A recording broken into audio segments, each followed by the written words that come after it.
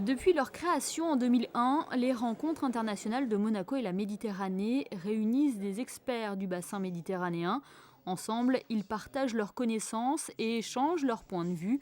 Le coup d'envoi de cette 7e édition a été donné ce jeudi au musée océanographique par le prince Albert II. J'ai accepté bien volontiers de prononcer l'allocution d'ouverture des rencontres internationales Monaco et la Méditerranée, dans la mesure où je considère, vous le savez, que ce colloque est emblématique de ce que peuvent porter ensemble les femmes et les hommes désireux d'échanger positivement dans le respect de leur diversité culturelle. Ces rencontres s'inscrivent en effet dans la durée, signe de l'établissement des relations humaines fortes et confiantes.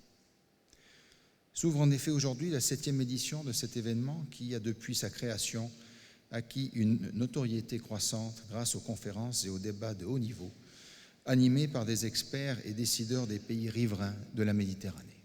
Après l'eau, le feu est l'élément central des débats pendant 2 jours. Les spécialistes vont multiplier les axes de réflexion sur ce thème, la puissance du feu, du mythe de Prométhée aux défis futurs en Méditerranée. Le professeur Yves Copin, célèbre paléo-anthropologue, a participé à la conférence inaugurale. Il a abordé l'aspect symbolique et révolutionnaire du feu.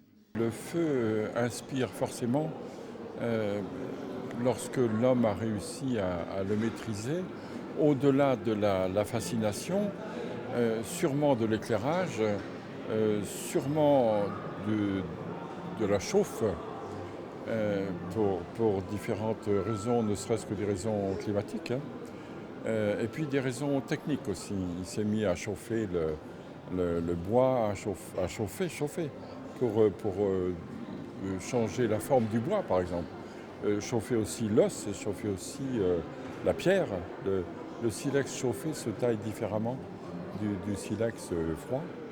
Et puis la cuisson, bien sûr, et puis la protection, bien sûr, d'où, avec la protection de certains animaux et la lumière, la possibilité de prolonger le soir, de prolonger les veillées, de pouvoir bavarder, causer, développer des idées. Des personnalités d'exception ont participé à cette première journée, à l'image du directeur général de l'UNESCO, Irina Bokova.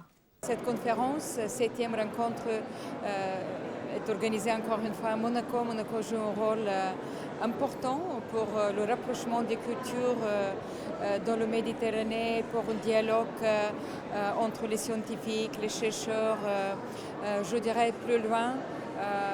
Monaco joue un rôle d'encouragement, de catalyseur de tout ce qui est les océans, l'importance de la mer, de l'océan. Avec la Fondation Albert II, nous travaillons à travers notre commission océanographique. Voilà, il y a, je dirais, beaucoup de raisons de ma présence ici.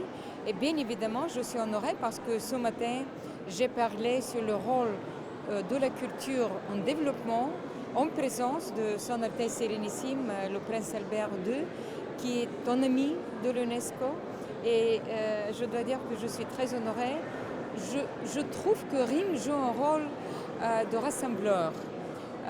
C'est une plateforme d'échange, de dialogue. Et c'est exactement le rôle aussi de Monaco. Les 7e rencontres internationales de Monaco et la Méditerranée se déroulent encore jusqu'à vendredi. À noter que l'entrée est libre et gratuite.